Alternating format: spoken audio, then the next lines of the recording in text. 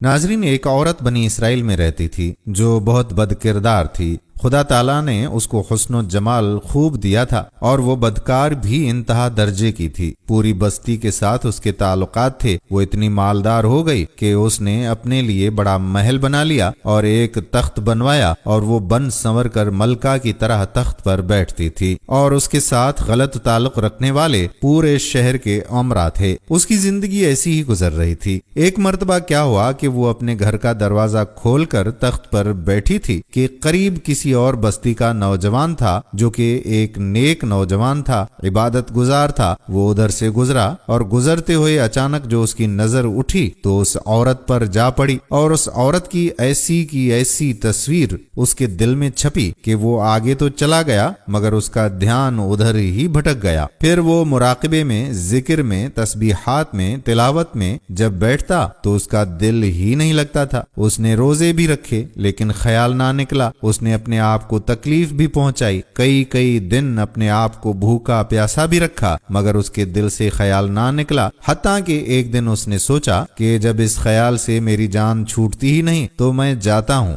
چنانچہ اس کے پاس جو تھوڑا بہت سامان تھا اس نے بیچا اور اس نے اتنے پیسے تیار کیے جتنے سے وہ بدکار عورت اپنے پاس آنے کی اجازت دیتی تھی۔ وہ اس عورت کے پاس آیا اور اس کو پیسے دے کر اس کے پاس چارپائی پر بیٹھ گیا، بات چیت کرنے لگا۔ اچانک بات چیت کے دوران اس کے دل میں یہ خیال آیا کہ میں نے نیکوکاری کے اتنے سال گزارے ہیں، آج میرا اللہ مجھے اس غیر محرم کے ساتھ بیٹھے ہوئے بھی دیکھ رہا ہے۔ بس یہ خیال دل میں آیا تو اللہ کا درد دل پر غالب آ گیا اور نوجوان نے کانپنا شروع کر دیا۔ عورت اس سے پوچھتی ہے کہ تم کانپ کیوں رہے ہو؟ تمہارا چہرہ کیوں پیلا ہو گیا ہے؟ اس نے کہا کہ بس میری طبیعت ٹھیک نہیں۔ اس نے کہا کہ پھر تم جس مقصد کے لیے آئے ہو وہ مقصد پورا کرو اور جاؤ۔ لڑکے نے کہا کہ نہیں۔ وہ بڑی حیران ہوئی کہ آج تک میں نے اپنی زندگی میں کوئی ایسا مرد نہیں دیکھا جو میرے قریب اس طرح چارپائی پر آ کر بیٹھے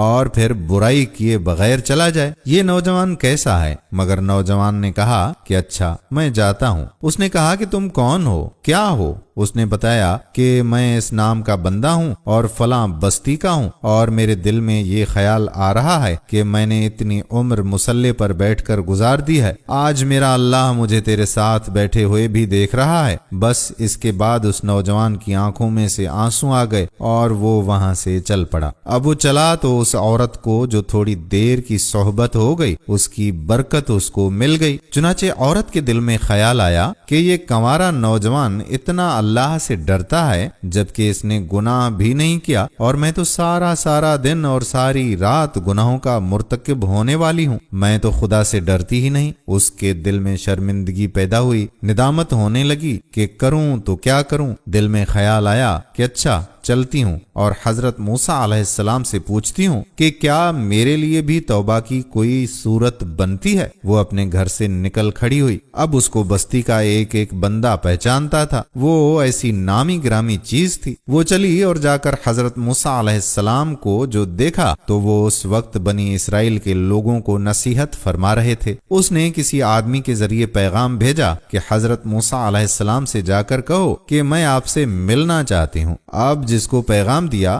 وہ بے وقوف تھا۔ کچھ پیغام پہنچانے والے بھی تو بے وقوف ہوا کرتے ہیں جس کو ڈھنگ ہی نہیں آتا پیغام پہنچانے کا۔ اس خدا کے بندے نے سیدھا جا کر سب کے سامنے کہہ دیا کہ حضرت آپ سے فلاں عورت ملنے آئی ہے۔ حضرت موسیٰ علیہ السلام نے نام سنا تو آپ کو بہت جلال آیا کہ لوگ کیا سوچتے ہوں گے کہ ایسی عورت ان سے ملنے کے لیے آئی ہے، ان کا کیا تعلق ہے اس سے۔ حضرت موسیٰ علیہ السلام نے غصے میں کہہ دیا کہ اسے کہو چلی جائے، میں اس سے نہیں ملنا چاہتا۔ اس بیوقوف نے آ کر کہا کہ میں نے بات کہی تو حضرت موسیٰ علیہ السلام بڑے ناراض ہوئے، وہ تو بڑے خفا ہوئے تم سے۔ وہ ڈر گئی۔ اس نے کہا کہ میری بدکاریاں ایسی ہیں کہ اللہ مجھ سے پہلے ناراض تھا اور اب اللہ کا نبی بھی مجھ سے بات نہیں کرنا چاہتے، میرے لیے تو اب دنیا میں ٹھکانہ کوئی نہیں۔ بڑے اداس اور بوجھل قدموں کے ساتھ وہ وہاں سے واپس آئی اور اسے سمجھ نہیں آ رہی تھی کہ وہ کیا کرے۔ اب وہ حیران تھی کہ اللہ کے نبی علیہ السلام نے بھی میرے ساتھ بات کرنا گوارا نہ کیا، میں اتنی گری ہوئی چیز ہوں کہ وہ بات کرنا بھی نہیں چاہتے۔ چنانچہ وہ گھر آئی اور اس نے گھر کی کنڈی لگائی۔ اس نے اپنے کسی بڑے سے سنا ہوا تھا کہ بندہ جب اپنے رب کو منانا چاہے تو اس کو چاہیے کہ وہ اس کے سامنے سجدہ کرے، چنانچہ اسے کوئی اور طریقہ آتا نہیں تھا۔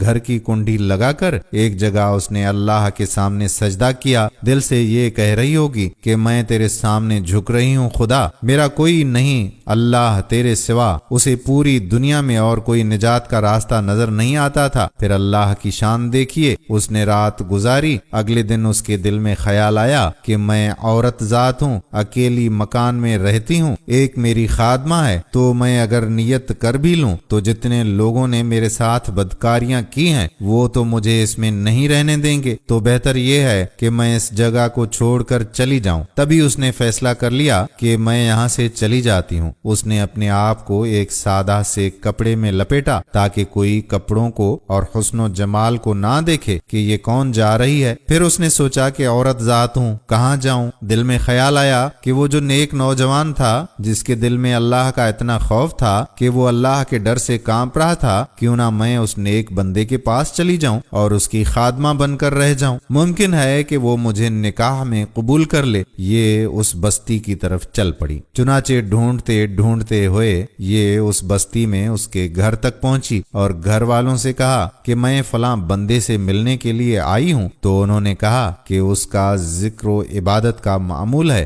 اور وہ کمرے سے اتنے بجے نکلتا ہے، تم انتظار کر لو۔ چنانچہ اس نے کہا کہ بہت اچھا، یہ انتظار میں بیٹھ گئی۔ جب انتظار کرنے بیٹھی ہوئی تھی تو اچانک اس نوجوان نے دروازہ کھولا اور اس کی نظر اس عورت پر پڑی۔ یہ سامنے بیٹھی ہوئی تھی۔ جب نوجوان نے عورت کا چہرہ دیکھا تو اس کو اپنا وہ وقت یاد آ گیا کہ وہ کون سا وقت تھا۔ میں اپنے مسلح کو چھوڑ کر بالآخر اس کی چارپائی پر جا بیٹھا تھا، تو اس نوجوان کے دل پر خوف طاری ہو گیا کہ کہیں یہ میرا ایمان خراب کرنے تو یہاں تک نہیں آ گئی۔ میں نے تو اتنی مشکل سے اس کا تصور ذہن سے نکالا تھا۔ تو نوجوان پر اتنا خوف ہوا کہ وہ وہیں گر پڑا اور اس کی جان ہی چلی گئی۔ اب اس کی وفات پر گھر والے بھی رنجیدہ اور اس عورت کو بھی بڑا غم تھا۔ خیر 3 دن کے بعد اس عورت نے اس کے گھر والوں کو بتایا کہ میں تو اس نیت سے آئی تھی، تو انہوں نے کہا کہ اب وہ تو اس دنیا سے چلا گیا، اس کا ایک بھائی ہے، اگر تم مناسب سمجھو تو ہم اس سے پوچھ لیتے ہیں، اگر وہ تمہارے ساتھ نکاح کر لے تو تم اس کے ساتھ نکاح کر لو۔ اس نے کہا کہ ٹھیک ہے۔ جب بھائی سے پتہ کیا تو اس نے کہا کہ ٹھیک ہے کہ اگر پہلے یہ ایسی عورت رہی ہے اور اب توبہ کی نیت کر چکی ہے تو میں اس کو اپنے نکاح میں قبول کر لوں گا۔ چنانچہ اس عورت کا اس کے بھائی کے ساتھ نکاح ہوا اور اس عورت کو اللہ تعالیٰ نے 7 بیٹے عطا فرمائے اور وہ 7 بیٹے بنی اسرائیل کے اولیاء میں سے گزرے۔ ایسی بدکار عورت بھی اگر توبہ کرتی ہے تو اللہ تعالیٰ اسے 7 ولیوں کی ماں بنا دیتا ہے۔ وہ مولا کتنا کریم ہے۔ اللہ سے دعا ہے کہ اللہ تعالیٰ ہمیں سیدھے راستے پر چلنے کی توفیق عطا فرمائے، آمین۔ دوستو ویڈیو پسند آئی ہو تو اس ویڈیو کو شیئر ضرور کیجیے۔ آنے والی ویڈیو تک اپنے میزبان قادر بخش کلہوڑو کو اجازت دیجیے۔ اللہ حافظ۔